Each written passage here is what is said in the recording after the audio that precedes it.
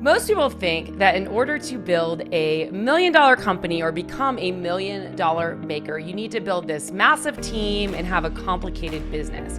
And so in my history of mentoring makers over the years, I've seen that a lot of people say, like, I don't really want a big company. I don't want to have a big $1 million company. But what they fail to realize is that if you do it the right way and you simplify and streamline how you're growing your company, you can have it all and have a $1 million company in the handmade industry and grow and scale your business if you focus on it the right way. And that's why today I think you're going to be really inspired by my guests on the show. If you've had ambitions and you want to grow your company and you've been thinking about crossing that 7-figure mark, but it seems like, I don't know, maybe exhausting for you, you are going to love this episode with Tiffany and Amanda Reis of Emery and Opal. Hey there, I'm Tracy Matthews. I'm the Chief Visionary Officer of Flourish and Thrive Academy. I'm also the author of The Desired Brand Effect, and I help jewelry business owners, makers just like yourself, become $1 million makers or multiple 6-figure makers, whatever works best for them, and help them grow their sales with our methodology using our courses, coaching, and programs.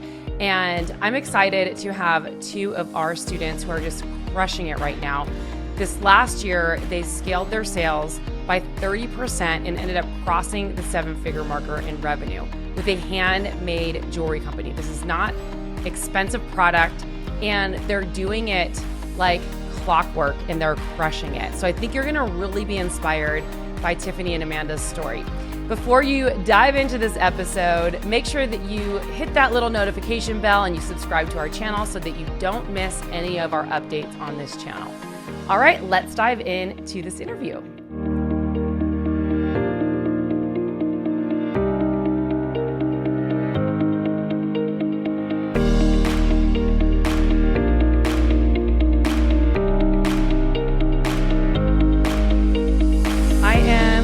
Excited to have Tiffany and Amanda Reis on the show today of Emery and Opal. Thanks for being here today.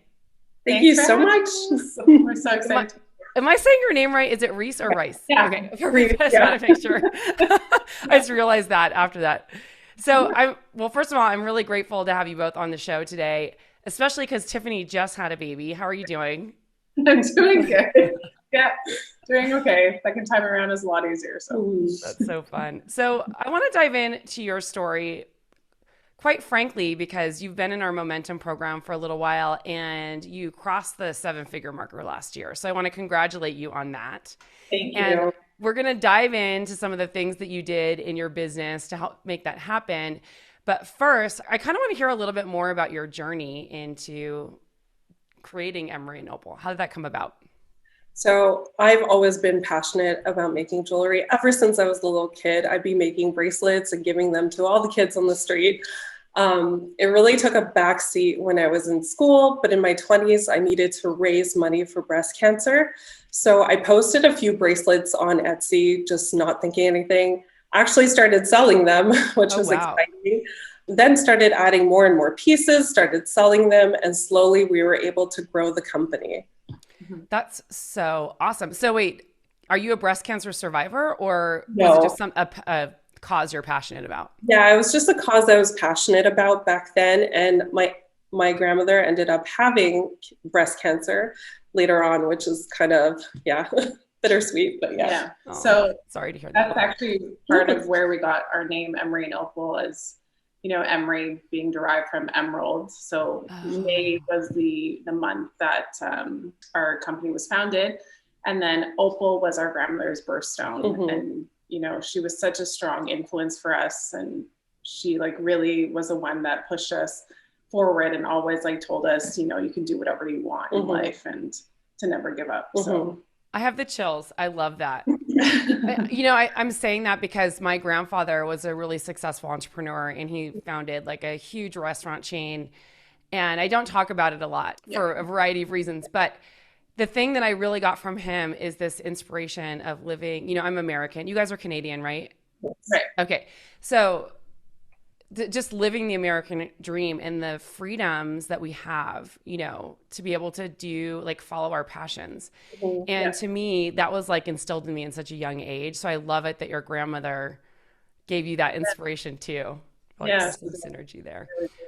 Okay, so my first question is about being sisters and being in business together. Because, okay, so truth be told, I had my sister work for me for a while, and we were trying to move to a partnership with my jewelry company.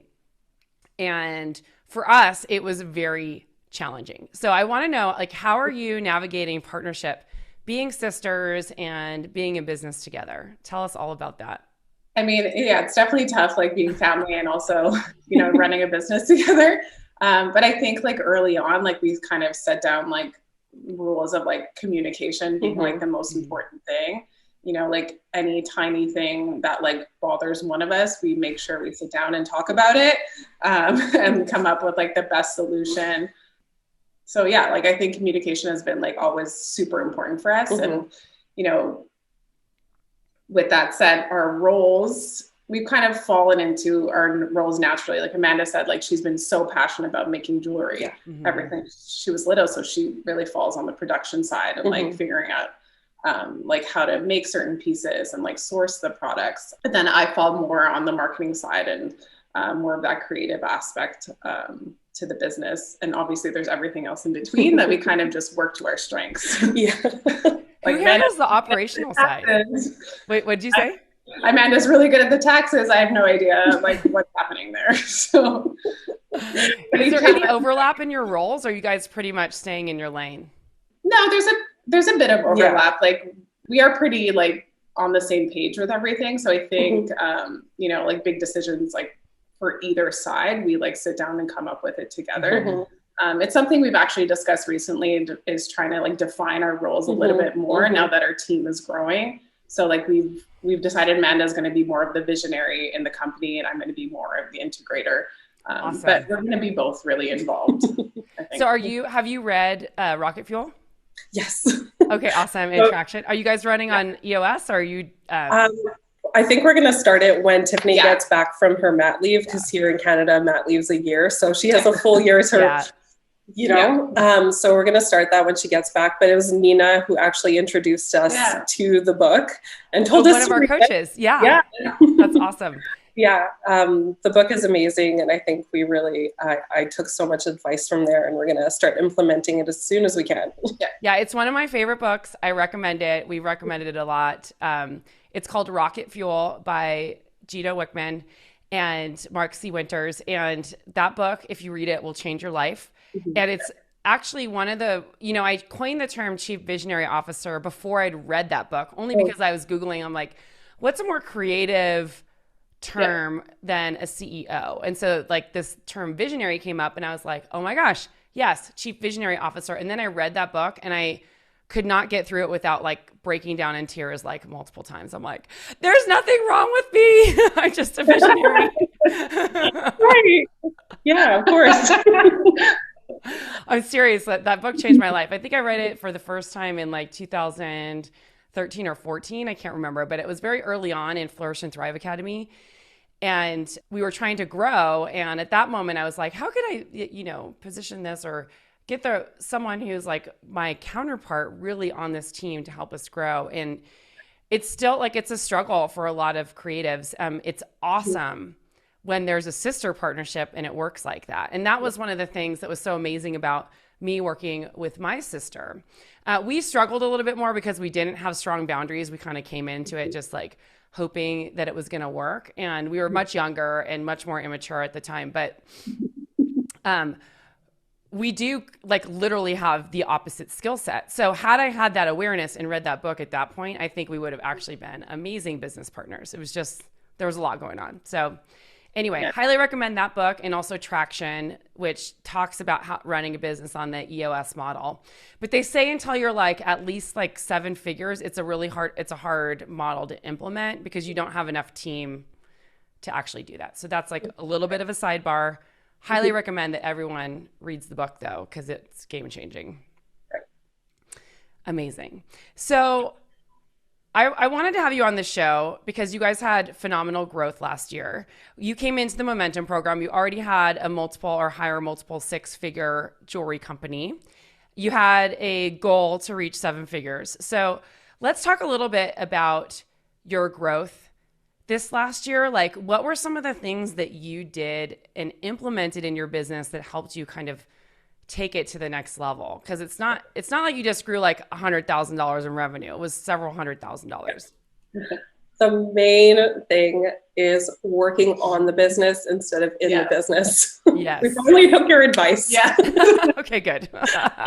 So yeah, last year we had to hire a whole team. So we hired a shipping team, we hired a production team, and really left those jobs to them. I had to let go of the production. Oh. It was really hard. But I mean, it's amazing because I get to work on like new items now, which is so much more fun. Yeah. Isn't that? Yeah.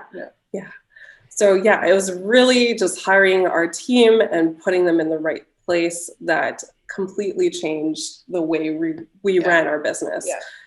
So one of the things too is having a plan. So we had a monthly plan, a quarterly plan, and a yearly plan. Like you don't know where you're going unless you have a plan. That was the number one thing too. And increasing our prices. Wow, that was a good one. And you have a really affordable price point too. Yeah, and it was even more affordable before we increased the prices. It was something we hadn't done in over 5 years. It was just needing to be done. So we did that. And I mean, our prices are still affordable and there's still room to increase, but we're going to do it slowly. I think it's something, we weren't really looking at our profit loss statements as much as we should have. And I think that made us realize that our prices don't match some of our costs here. There's nothing wrong, but there's that. And also, we made sure not to have all our eggs in one basket. We sell mostly on Etsy, but we tried to diversify a bit more. We launched our website last year. We're working on it now with some of the coaches actually. And then, expanding our wholesale to the fair side of things and trying to expand our Amazon. There was a day last year that Etsy was down for the day. So we got 0 sales from there. And I think that made us realize too, we should really kind of spread out where we're selling this in case who knows what's going to happen to Etsy, who knows what's going to happen to Amazon, so. That's a really smart move. You may have heard this story before, but we had a designer that we worked with. And one of the things that we're always pushing, we're not anti-Etsy, we're not anti-Amazon, we're not anti any of those things. But I feel like it can be really detrimental to a business to have so much focus on any one platform, because if it does go away, I mean, I learned this the hard way in 2008. My only platform was wholesale. And so when all the stores started closing or filing for bankruptcy, it basically put me out of business because I didn't have the cash flow anymore. You send these orders, they're not paying you for them and stuff like that. So what happened with this one account is they were in the middle of a hurricane and they couldn't communicate with their Etsy customers.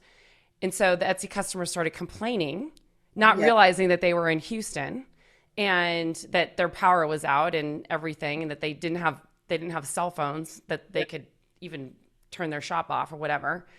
And Etsy just shut them down. No questions asked. They couldn't get it back up. They had lawyers involved. It was costing them a ton of money.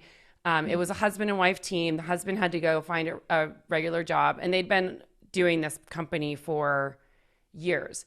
So I think it's really important. I love what you said about how you're trying to diversify, because I think having multiple streams at a certain point is an amazing way to make sure that if one thing goes away, the other thing doesn't. I want to actually cycle back to something that you said earlier, but we'll come back to it in a moment. But what are you doing to move people to buy online on your website now? How are you making that shift? So right now, we're actually working with Maisha on our marketing. Awesome. We're fixing up our website to make sure that when we're driving traffic to our website, they're actually buying. So our website is not there yet, but we do have a mailing list of around 1,000 people that we hope to send to our website once our website is completely perfect. Right now, we're just sending them to Etsy because they convert on Etsy right now. But once our website is done, I think we'll be sending them all to our website. Are you giving any sort of incentive to Etsy customers to sign up for your email list? Yeah, a 10% discount. Oh, that's Right. awesome. That's Yeah. awesome. Great Yeah. work. And is that how you've built your email list, or was it through a different way?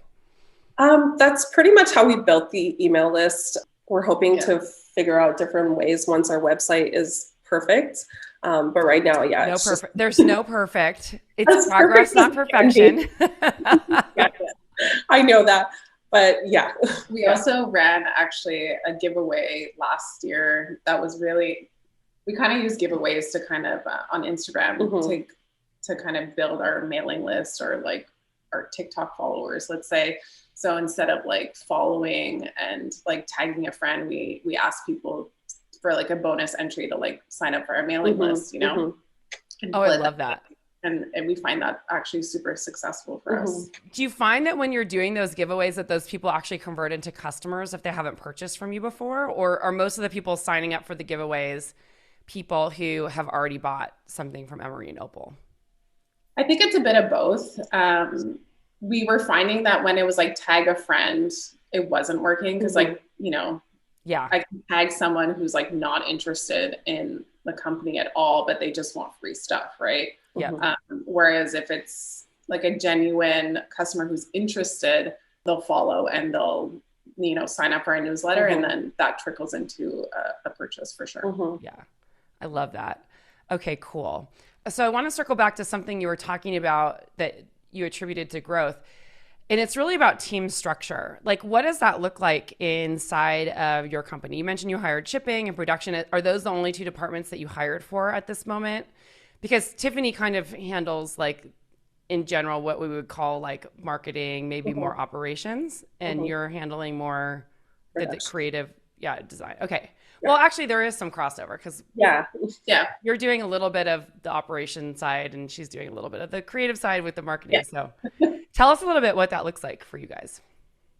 So right now our structure is we have like one shipping person and she has someone who works with her as well. She's on a part-time basis right now, just in her downtime. And then usually during the holidays, we'll add another person to that team. And then our production team is also 2 people who are making full-time. And then during the holidays, usually Amanda jumps in to be that 3rd person. We actually just hired a marketing, a social media manager who's actually starting next week. On Monday. On Monday. Yay. So she's going to be handling all of our socials and kind of that marketing aspect. And then we also have someone we contract out for like photography and any like design, creative design that we need, like graphics and stuff. So it's a really streamlined team. Yeah, I think like, you know, hiring the right people has been like a challenge for us, you know, and like making sure the right people are in the right place. I think that was one of our struggles for last year. In 2021, it was trying to find the right person for the right seat. It's work. It's hard. The struggle is real. Like we've been trying to find team members for a while and it's like,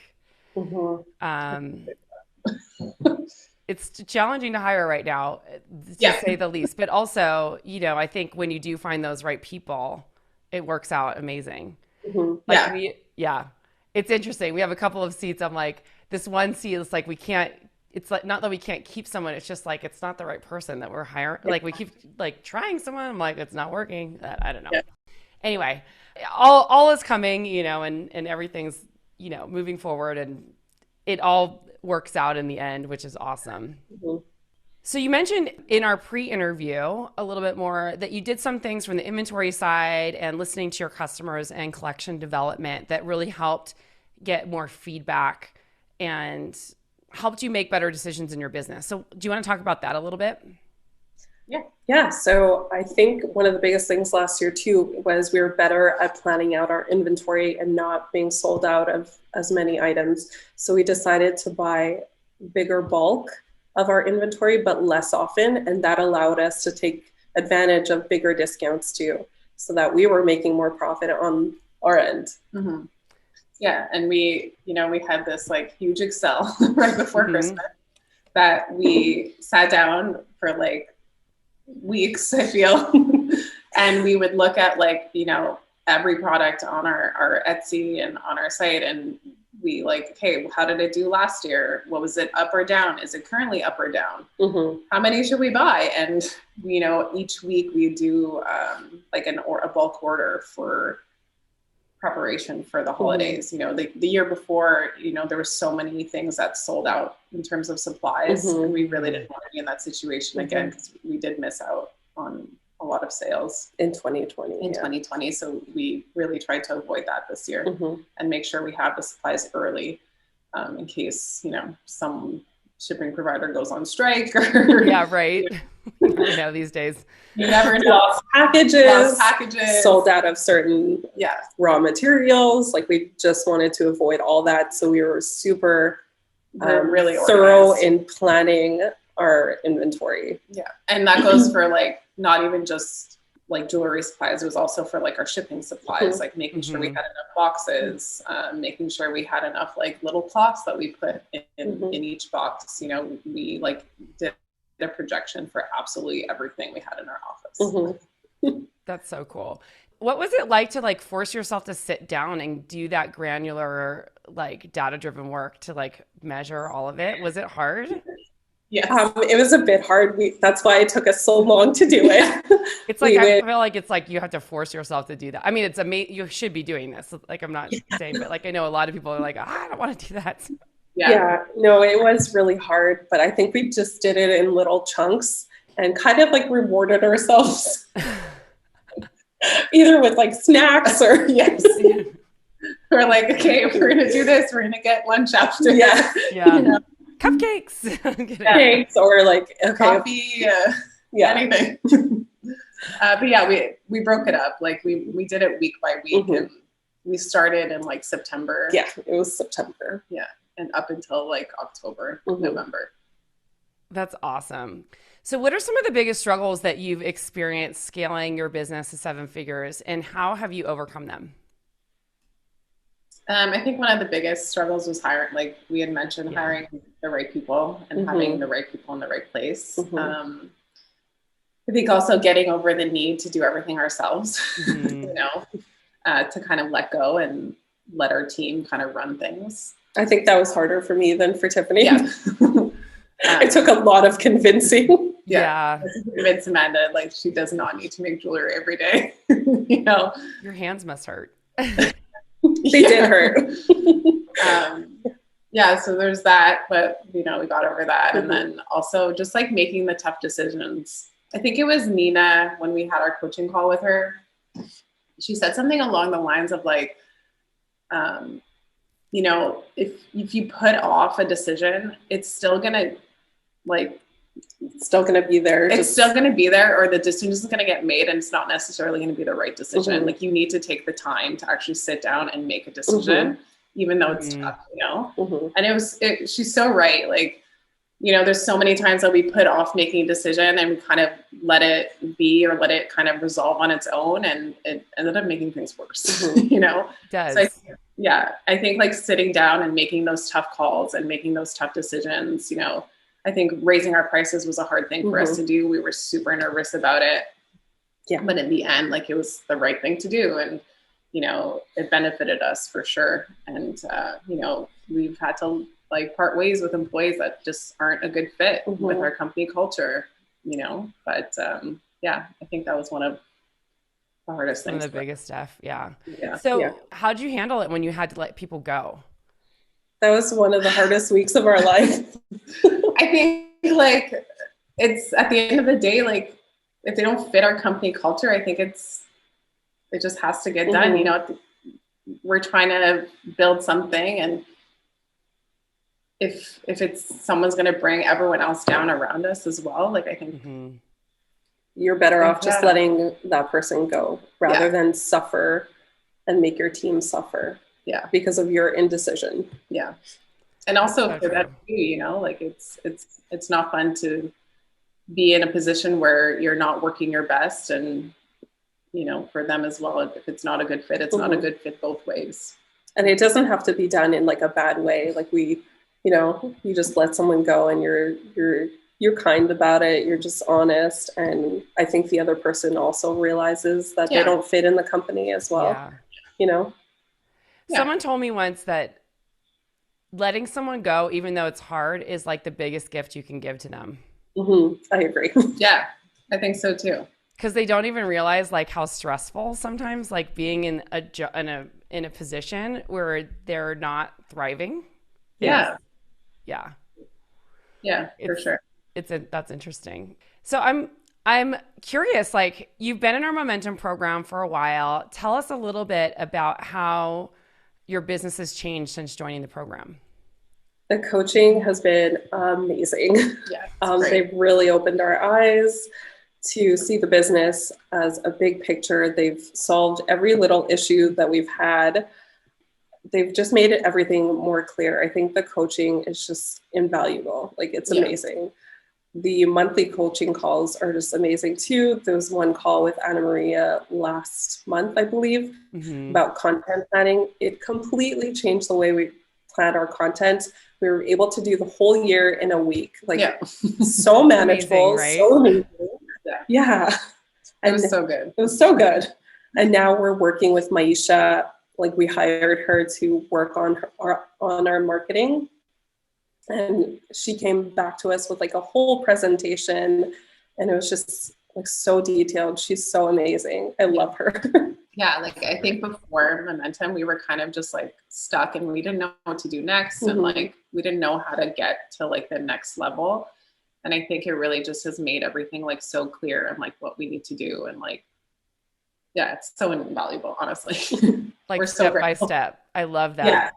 It's like really helped navigate us to like what we need to do next. Yeah. Especially like Lisa having those quarterly calls with her. She's so amazing. Like just so knowledgeable and like easy to talk to and just to bounce ideas off of her. Just keeps us focused, keeps us organized, and she's amazing. Yeah. It's even like, you know, you can get so caught up in like the day to day of like our little bubble, and to have like someone like Lisa to just like bounce other ideas off of, and like she has such good like experience. It's so nice to have that advice. So Lisa, for people who don't know, she's our head coach over here at Flourish and Thrive, and she is running our Momentum program. She ran a $25 million company with her husband for a while, so jewelry company in particular. And so she knows a lot of ins and outs and like what it actually takes, because I think she joined that company when she and her husband met like while working together. It's something they don't totally talk about, but the one thing that's amazing about it is that she joined when they were a smaller company. So she saw the progression and what it actually took to kind of overcome some of the big hurdles that they were experiencing. And she's such an amazing coach, and I'm just so grateful to have her, because she really does have real world experience of what you need to do when you're in this phase in business and what you need to do at this phase in business. And she's incredible. So shout out to Lisa. Honestly, every coach we've met with so far, they've been so amazing, like so detailed. So just their knowledge is amazing. You know? The amount of information we get in a 45-minute call is just crazy. Yeah. That's so awesome. And, you know, I don't want to state the obvious, but your sales grew a little bit too. Definitely grew. Yeah. What percentage did they grow? Do you know? I think it was about 30. Yeah, I think about that. 30%? Wow. Like 31, 32, but it's around. Well, close enough. Ballpark. 30% is really good for a company that was at your size. Like that's actually really, it's more challenging to do when your company is bigger like that, right? So congratulations on that. Thank you. Yeah, we can give you the tools. It's your job to implement them. So, you know, it's like, you know, I think the one thing that's amazing about a program like Momentum is that if you're willing to do the work and put the effort in and you show up for your business and you take, you know, you scoop the cream and you take what is most valuable to you and you implement it, like you will get fast growth and fast results, which is incredible. Yeah, they really just help us stay focused on that growth. I love it. That's amazing. So I'd love to know a little bit more, like what kind of advice would you give to designers who are trying to grow and are at a critical stage in their growth? I mean, I would say like to make a plan, to be consistent. I think also, you know, there's been times where like we feel like we're working so hard and like we're not seeing an outcome. So it's to stay consistent and to keep at it, because you might not see that growth right away, but it'll come. And also, you know, like you've said so many times, to work on the business and not in it all the time. I think it's so important to like really like look at your business and take that time to work on it. Doing the strategic work, which is the most powerful stuff. Yeah, absolutely. For sure. Well, I want to thank you both for being here today. This has been such an amazing conversation. So I appreciate you both for coming on, especially you, Tiffany, too. Like, you just had a baby. So, you know, we worked this around your delivery schedule. So thank you for that. Where can everyone find you? On Instagram, Emery and Opal. Awesome.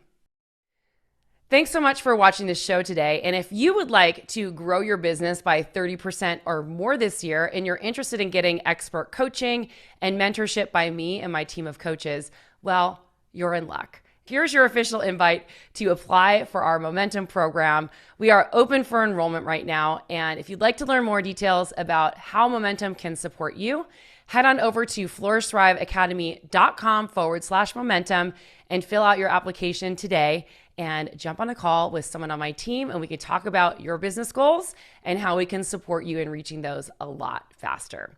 Thanks so much for watching this show today. This is Tracy Matthews signing off. Until next time.